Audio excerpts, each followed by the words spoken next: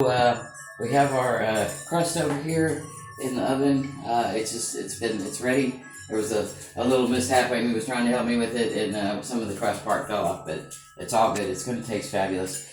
And what we have in here is it calls for 4 large eggs. If you'll see, there's 5 eggs in there. It's kind of a judgment call. I knew that the eggs were, somewhat smallish, not small, but kind of medium.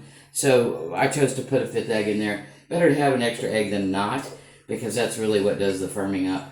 So you've got your eggs. You're going to whisk them a little bit, just enough to kind of get them mixed together. And then Amy's put together the spices. What did you put in here, baby? Some nutmeg, cayenne pepper, and salt. I believe about a quarter, Yep. Eighth of a tablespoon of each, or a quarter of a tablespoon. Yeah, and a pinch of nutmeg, Yeah, you can tell quarter it's not a lot. salt, and 1/8 of cayenne. And I usually put just a hair more, but since Amy was doing sous chef, we're going to go ahead and go with that and get that mixed in. And then we want 1.5 cups of cream, heavy cream. That's one of the things that's different here too. The cream comes in these little bottles, and you'll see this is crème légère floret. That is it's for making coffee. It's for coffee. And this is, well, that's also crème légère. I'm sorry, I picked up the wrong. Nope, these are all the crème légère. Mm-hmm. Okay, I thought I had a different one here for you. Hang on, let me check. Maybe we're using the crème légère. I opened the wrong thing. Okay, my apologies. We don't need 2 of those. I think we're only going to need 1 of these, and we may use that cream. So you have crème entière. Entière. As in And the crème légère. The crème légère is more akin to the type of cream that you put in your coffee, and it's very thick here, so there's what it looks like here. The crème entière, which is entire cream, is what they're saying there. It's a little thicker, as you see. Kind of comes out like melted ice cream, and we're going to do 1.5 cups of that. And sometimes I'll do 1 bottle of that, and then finish the rest off with the one that I do for cream. It works just fine that way too. But you don't want to go too thin on this, because it does melt with your eggs, mix with your eggs, and kind of makes all of the forming happen. So there I did get 1.5 cups out of this, what liter is that? 38 centiliters of the crème floret, which is kind a third of about of a liter. a crème entière, which is halfway between the crème légère that you drink in your coffee and maybe crème fraîche. It's kind of a sort of in-between thing. So we've got our cream in here. Now we've got the cream in here. We're going to, and we've got the eggs, and we've got the seasonings. We're going to mix that up real good. And while we were waiting for the crust, Amy cooked me up a 1/2 cup of scallions, chopped really finely. Actually, it's shallots. It's shallots. Okay, either way, scallions, shallots. We threw a little white onion in there too. It's chopped really finely and sautéed in a little bacon fat, because this is a quiche Lorraine, and I throw spinach in it. So this is what they call lardons here. And you see, they look like little pieces of ham, and that's kind of what they are. But there's almost 0 fat to them. So I got some bacon at the market this morning, 3 thick slices, cooked that down, and was able to use it to saute these. You're kind of mixing the dill in with that. Sorry, I moved. That wasn't dill, that was chives. Chives. We'll get some more chives. So this is how it looks after it's been sauteed a little bit. And then the lardons, and then of course the spinach. To this egg and cream and seasoning mixture, we're going to add, it says,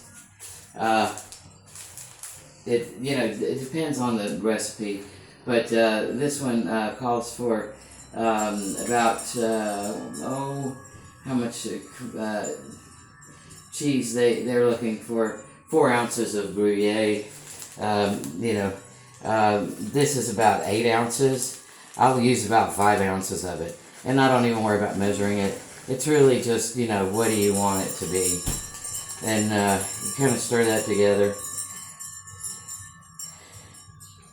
Get it all mixed in. And it's nice and thick. And then you're going to take everything over to your pie crust. You're going to put half the shallots in the bottom of the pie crust, maybe a little more than half. And the pie crust was baked for about 10 minutes at 350 or so. Yep. And then I put the rest of the shallots or the onions, whatever you use, in the batter itself. Then you're going to layer about half the lardons in here. And if you're using spinach, you go ahead and throw about half that in there. Makes it nice and good at the bottom. And you can I put asparagus in here. That's really good. Asparagus, white or green, is delicious in here. You know, it's a quiche. It's a egg and cheese pie. You can basically kind of put whatever you want in there.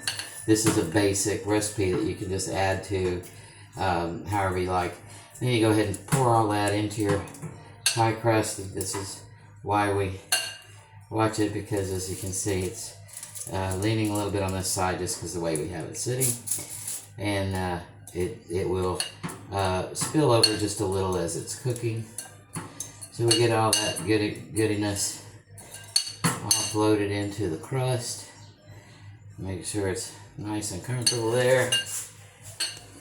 And then we go ahead and toss in the rest of the goods, the rest of the jardin, the ham or the bacon or whatever you use on the top. And you can kind of pat it down a little bit, put some more on the top. You throw the rest of that spinach in there, kind of poke it around a little bit.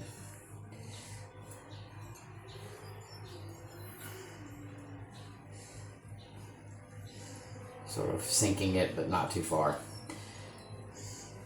And you got all your ingredients there. Once you have that, I usually go ahead and throw one last little ditch of cheese at it to top it off. The fun fact, the original quiches created by the French, who also create wonderful cheese, obviously, did not have cheese in them. They did not have cheese. That evolved over time. So there you go. So now we have our nicely done out quiche. It's all filled in. It's all distributed. And we're going to pop that back in with a little, flavor catcher there under it. And we're going to let it bake first for about 35 minutes on 350. We're going to check it and make sure all is good. And then if you don't have an induction microwave, you're going to want to turn it once or twice during the cooking period. Depending on the wattage you're cooking of the microwave, it's going to take 30 to 45 minutes to cook. In this particular little microwave here, 350 or 180. It's a toaster oven. 180. I'm sorry, microwave. I said microwave. Toaster oven. It's going to go at 180, which is pretty close to 350. And we're going to put it in there for about 25 minutes first, and then take a look at it.